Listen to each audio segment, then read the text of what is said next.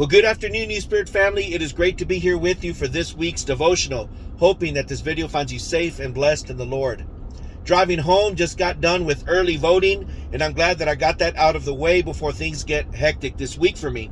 And I was thinking about how difficult sometimes the issue and the topic of politics can be in the life of the church. And I don't think that it has to be, but we know that sometimes politics can become very divisive in the church, and that's disappointing, because when it comes to the greater things, the eternal things, politics should always be subservient and secondary to the fact that Jesus is King of Kings and that God is the ruler of all things.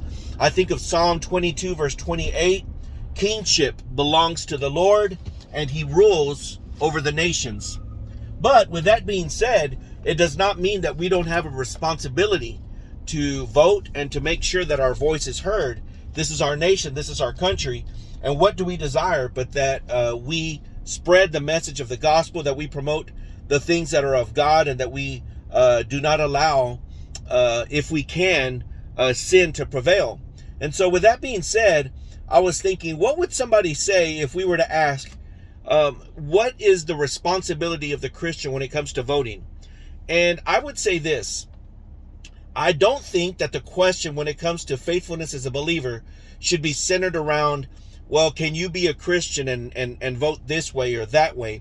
I don't think that's the question. I think that the question is better stated as, can we reconcile our faith with some of the platforms and some of the ideologies that certain groups may promote?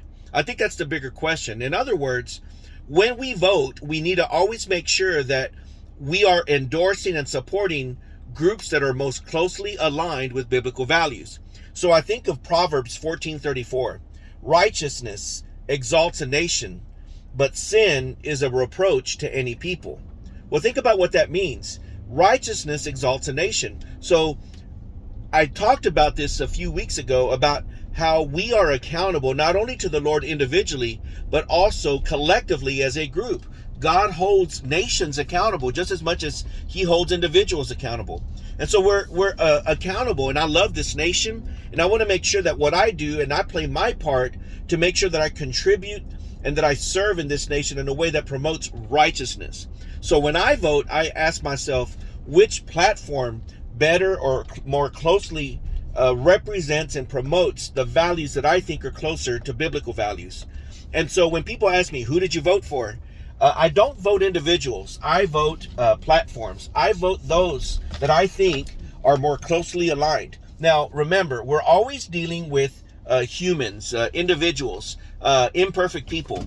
Nonetheless, when we are looking at the values that they represent, at least the values that they stand for, it can become a lot easier for us to say which set of values are more closely aligned with what I believe reflect God's desire for his nation. And so in that way, I vote. And I hope that this helps you whenever you go and you vote and you determine, how do I vote? You know, what if I don't like this individual or that individual? Or what if I don't like either one of the candidates? I would encourage you to look less at the individuals and more at the policies and the platforms that they promote. Nonetheless, we're always going to be challenged with imperfect leaders in this world. That's just the truth of it. And in all things, no matter who gets elected, we're called to pray for those leaders. We're called to make sure that we lift them up and say, Lord, give them wisdom, give them discernment, help them to be the leaders that they need to be in a way that promotes the righteousness that you expect of your people. I hope that this message is encouraging and helpful to you in this year's elections. And until next time, my friend, God bless.